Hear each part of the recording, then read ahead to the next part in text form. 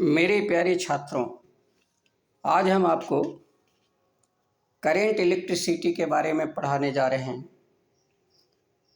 यहाँ देखिए लिखा हुआ है करेंट इलेक्ट्रिसिटी। हिंदी में इसे चलने वाली विद्युत कहा जाता है। शुद्ध भाषा में, शुद्ध हिंदी में इसे चल विद्युत कहते हैं। तो आइए सबसे पहले हम आपको बताते हैं करेंट इलेक्ट्रिसिटी की परिभाषा। करेंट इलेक्ट्रिसिटी किसे कहते हैं? देखिए, करेंट इलेक्ट्रिसिटी में be defined as that electricity which can be sent from one place to another through conductor wire. मतलब दैट इलेक्ट्रिसिटी, उस विद्युत को, which can be sent from one place to another through conductor wire, मतलब तार की सहायता से एक स्थान से दूसरे स्थान तक, वन प्लेस टू अनदर, एक स्थान से दूसरे स्थान तक तार की सहायता से जिस विद्युत को भेजा जा सकता है उसे हम करेंट इलेक्ट्रिसिटी कहते हैं। इसीलिए इसका नाम है चलने वाला विद्युत। तार में चलता है इसलिए इसका नाम है चलने वाला विद्युत। अब इस विद्युत को सुनने में तो आसान है, विद्युत बोल देते हैं, बोलचाल की भाषा में से बिजली भी बोल देते हैं, लेकिन डीपली जाने पर आपको इसमें कई चीज़ें मिलेगी। जैसे आपका कुछ बातें हैं इसमें जिसको कंपोनेंट कहते हैं।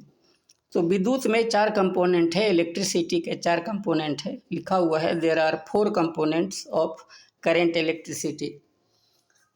पहला का नाम है इलेक्ट्रिक करेंट, दूसरा का नाम है इलेक्ट्रिक वोल्टेज, तीसरा का नाम है इलेक्ट्रिक पावर और चौथा का नाम है इलेक्ट्रिक एनर्जी। अब हम बारी बारी से इस चारों के बारे में एक्सप्लेन करेंगे। तो आइए सबसे पहले हम इलेक्ट्रिक करंट के बारे में समझाते हैं आपको। देखिए लिखा हुआ है कंटिन्यूअस फ्लो, मतलब कंटिन्यूअस माने लगातार, फ्लो माने चलने वाला। लगातार चलने वाला इलेक्ट्रिक चार्जेज को, विद्युत आवेश को इलेक्ट्रिक करंट कहा जाता है। आप 10वीं क्लास में, 10th क्लास में फिजिक्स में पढ़े होंगे हिंदी में कि आवेश के सतत प्रवाह को, विद्युत आवेश के सतत प्रवाह को या इलेक्ट्रॉन्स के सतत प्रवाह को करेंट कहते हैं। सेम चीज़ है, इलेक्ट्रिक चार्जेज माने विद्युत आवेश के कंटिन्यूअस फ्लो को, सतत प्रवाह को इलेक्ट्रिसिटी कहा जाता है, इलेक्ट्रिक करंट कहा जाता है। मैंने फाइनली कहिए कि विद्युत आवेश जब तार के अंदर कंटिन्यूअस चलता है, लगातार चलता है, तो उसको हम इलेक्ट्रिक करंट बोलते हैं। It was defined by the French scientist, फ्रांसीसी वैज्ञानिक थे जिनका नाम था आंद्रे मैरी एम्पियर। तो उन्हीं ने इसका आविष्कार किया था। इलेक्ट्रिक करंट का खोज उन्होंने ही किया था। उनका कार्यकाल 1775 से 1836 तक रहा। मतलब 1775 में उनका जन्म हुआ था और 1836 में वो एक्सपायर कर गया था। It is represented by the English capital letter. अंग्रेजी में जो 26 लेटर्स होते हैं उसमें जो कैपिटल लेटर आई है उसी से इलेक्ट्रिक करंट को सूचित किया जाता है। It's measuring unit is ampere. Current को जो नापने का यूनिट है, मात्रक है, वो एम्पियर है, वैज्ञानिक के नाम पर। This unit is kept in honour of the scientist. यह यूनिट उनके सम्मान में, वैज्ञानिक के सम्मान में रखा गया था। अब आगे बताते हैं कि इलेक्ट्रिक करंट कितने प्रकार के होते हैं। लिखा हुआ है classification of electric current. Classification माने प्रकार, इलेक्ट्रिक करंट का प्रकार। आपको बिना बताए आप समझ गए होंगे कि इलेक्ट्रिक करंट 2 प्रकार का है। पहला का नाम है एसी और दूसरा का नाम है डीसी। एसी का पूरा नाम है अल्टरनेटिंग करंट और डीसी का पूरा नाम है डायरेक्ट करंट। अल्टरनेटिंग करंट का 2 भाग है। पहला का नाम है स्मूथली वेरिंग करंट, मतलब वो लगातार जो परिवर्तित होते रहता है जो करंट, कभी कम कभी बेसी, कभी जीरो कभी दिशा परिवर्तन, तो उसको अल्टरनेटिंग करंट कहते हैं। कंटिन्यू जो वैरी करता है, और जो वैरी करते हुए धीरे धीरे समाप्त हो जाता है घटते घटते, उसको डैम्पिंग एसी कहते हैं।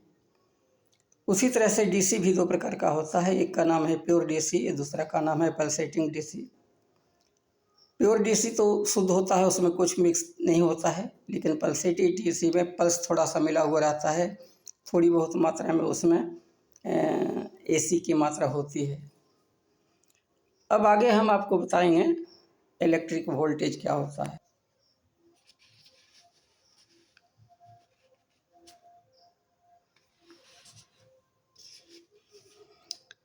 तो अभी हम आपको बताएंगे कि इलेक्ट्रिक वोल्टेज क्या होता है। आप देखिए डिफिनेशन है, electric voltage can be defined as the electric pressure. मतलब जो विद्युतीय दबाव है, मतलब इलेक्ट्रिक प्रेशर है, उसको हम इलेक्ट्रिक प्रेशर के रूप में परिभाषित कर सकते हैं।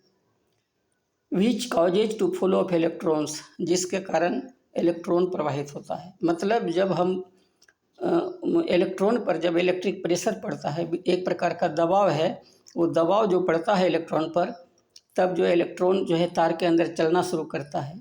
लिखा हुआ है इनसाइड द कंडक्टर वायर, मतलब तार के अंदर इलेक्ट्रॉन चलना शुरू करता है।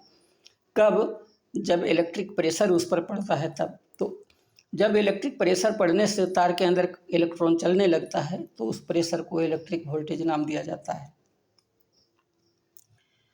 It was invented by the Italian scientist. इसका खोज करने वाला जो वैज्ञानिक थे, इटली के रहने वाले थे, उनका नाम था एलिसांड्रो वोल्टा। उन्होंने 1796 ईस्वी में इलेक्ट्रिक वोल्टेज को डिफाइन किया था।